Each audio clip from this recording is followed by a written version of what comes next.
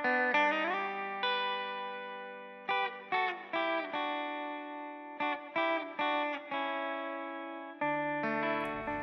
hey guys, welcome to Appalachia's Homestead. Patera with you today. Welcome back to the channel. Thank you so much for all the new faces, the likes, the subscribes, the comments, the shares, and everything. We are growing by leaps and bounds on a daily basis right now, and I just want to say first and foremost, thank you so much for your support, time, and attention. And thank you so much for getting the word out on a lot of the things that we do here at Appalachia's Homestead. You know, we are a family that moved into becoming more self-reliant as possible many years ago. And really, that's going to kind of be involved in this conversation because there's several issues right now that we need to talk about that I think you need to hear somebody talk about. And I definitely want to get your input back in the comment section. Feel free to email me also. Again, lots of emails right now, and I thank you for that. Thank you for letting me know what you're seeing, because I try to filter through things and make sense of it like I am today, putting things in a video and then put it back out there for people to understand and see. A lot of the emails that I get are happenings that people are seeing in their area. That's what that email is for. And of course, inflation right now, in terms of a lot of people seeing things so expensive on the shelves, is a top worry for many folks here, not just in the United States, but everywhere. But we are getting a lot of different feedbacks, a lot of feedback about everything. There's a lot to be concerned about. So first of all, I want to say right now, I will repeat myself. Forgive me. But for those that have not heard me say this before, you do not need to come to a YouTube channel to understand that we are in a recession. We have been in a recession. I don't care what voodoo, manipulation, and sprinkling of magic dust that they're trying to do right now to make you believe that you are not in a recession. You know better. You do not need me to tell you that. You do not need another YouTuber to tell you that. You don't need anybody on the news media to tell you that, in the newspaper, on a blog, even your mama. You should have enough common sense, and I know that you do, that when you have gone shopping or bought gas or done anything with your life over the last 3 to 6 months, you can't help but turn around and look and go, this isn't looking real good.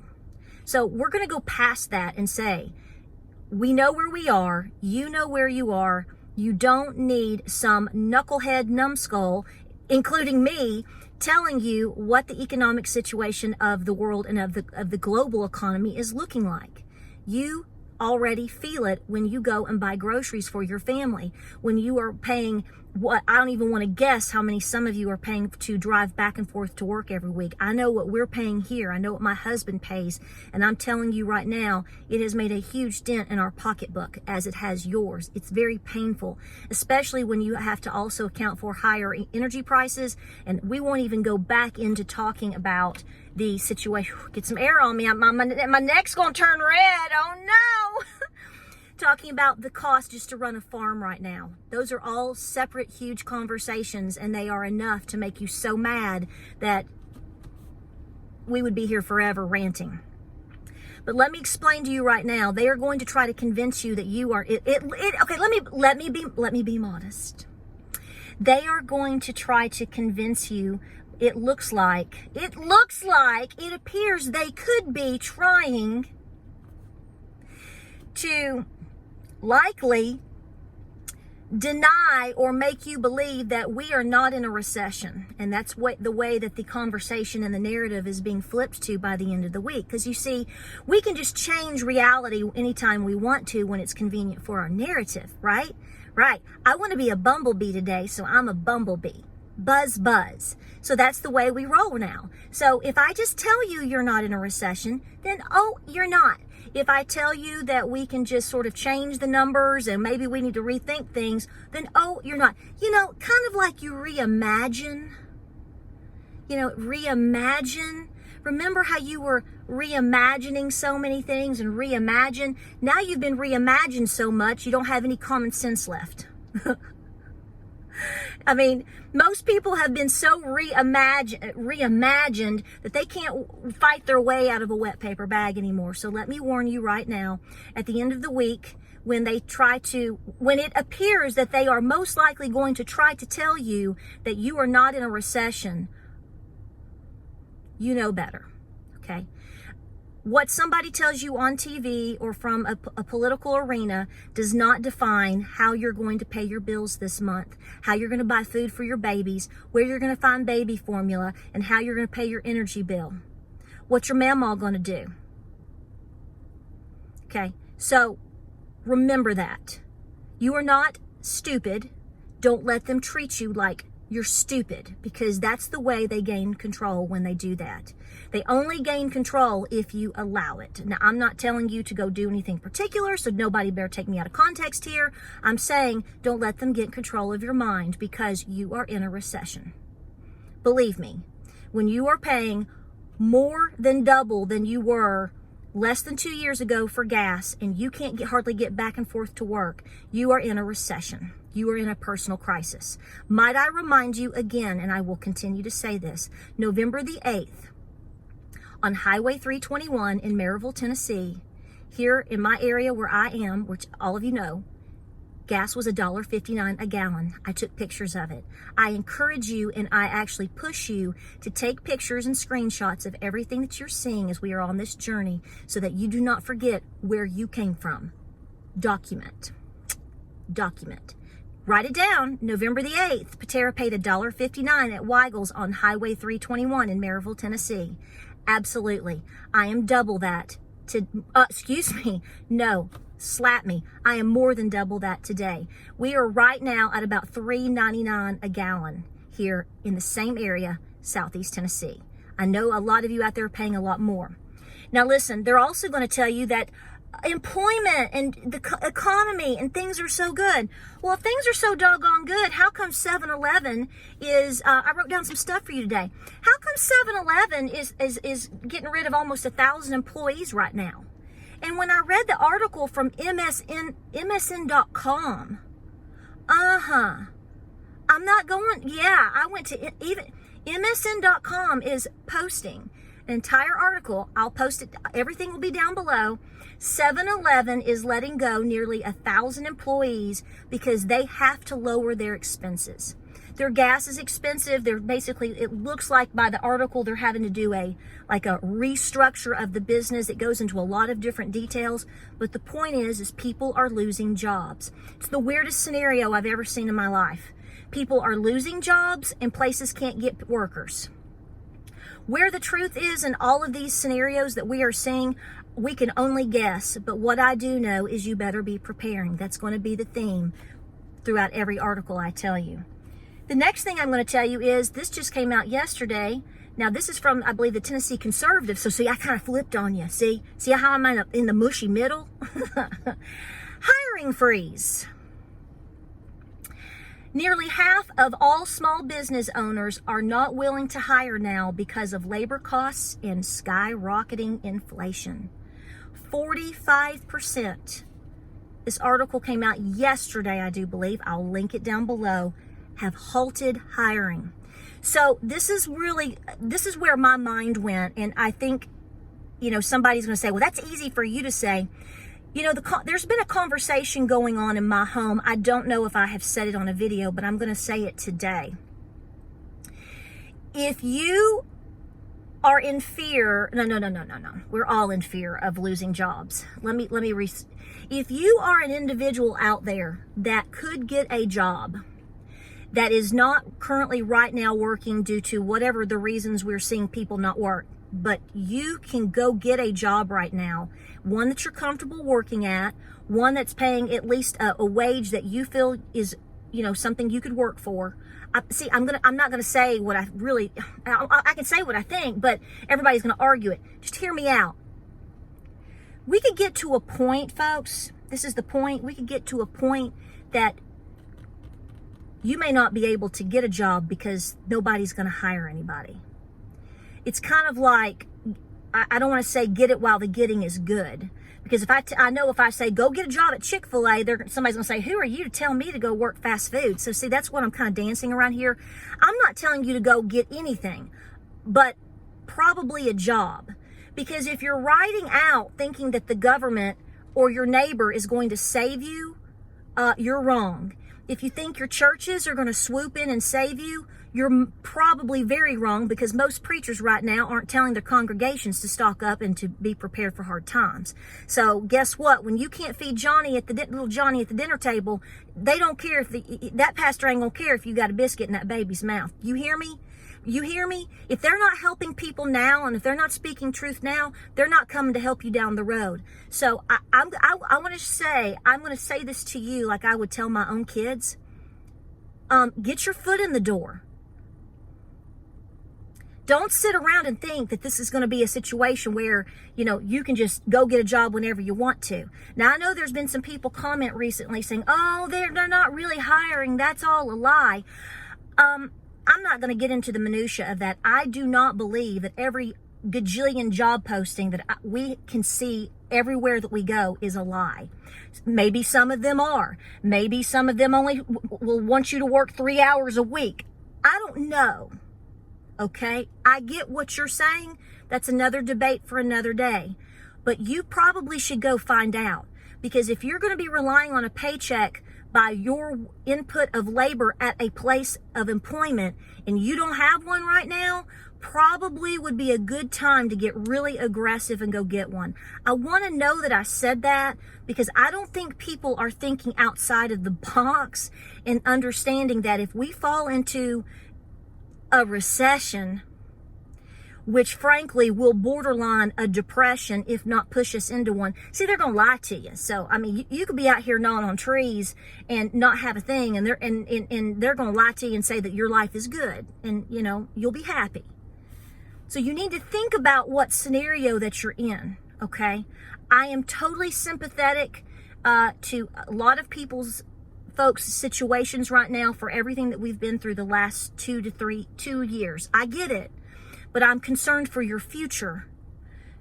If you have an opportunity to get employment now, and it's kind of important for you to thrive, you better take it. You better do it. I want to know that I said that, and I would say that to my own boys. So I'm not taking that back.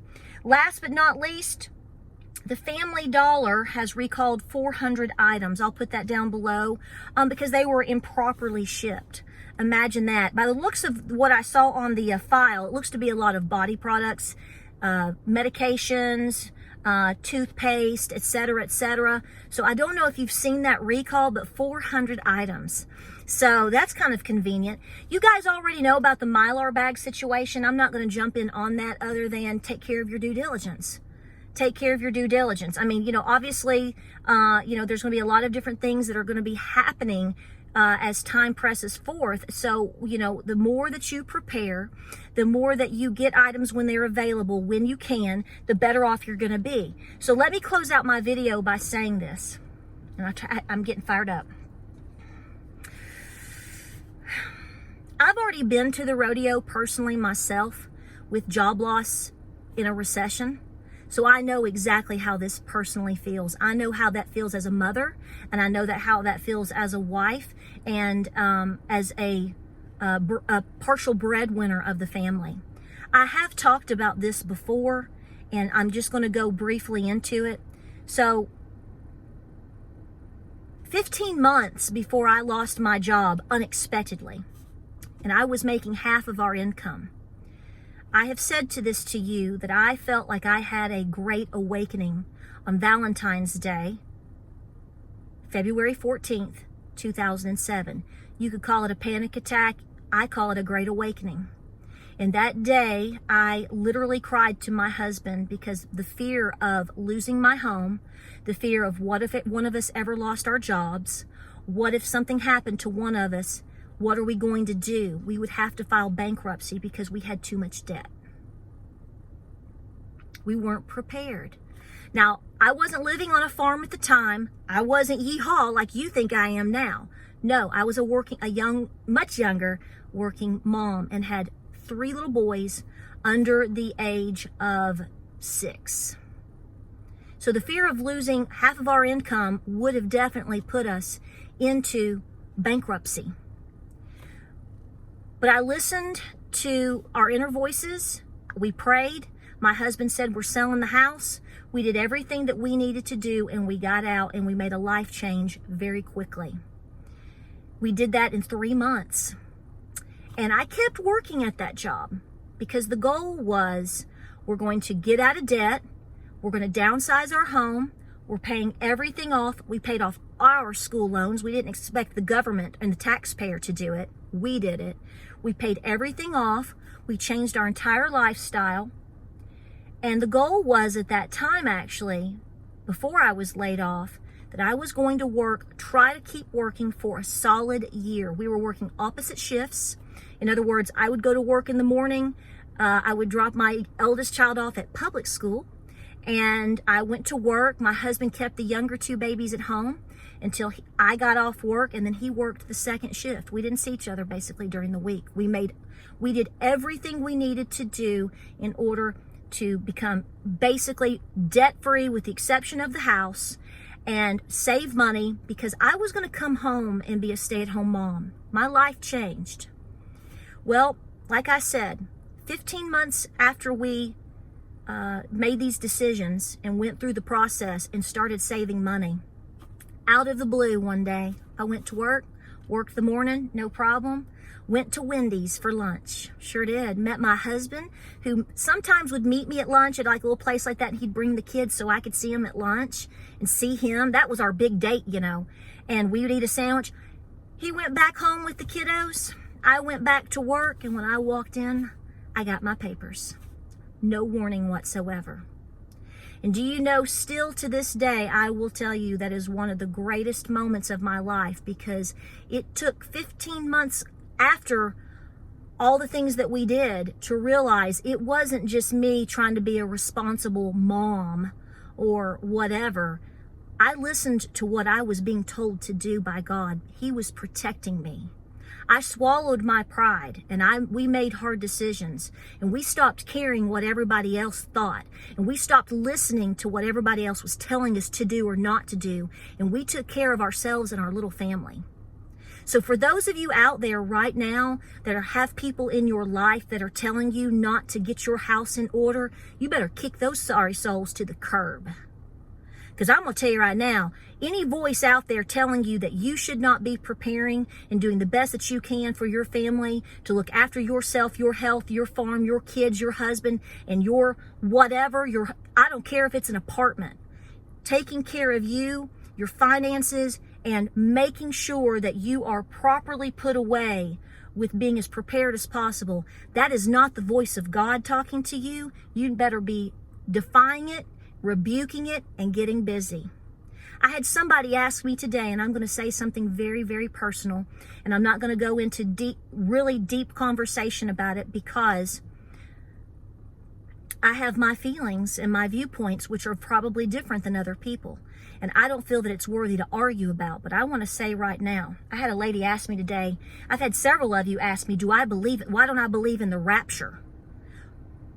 I'm sorry. Believing in the rapture, whether it comes tomorrow or, the middle of tribulation,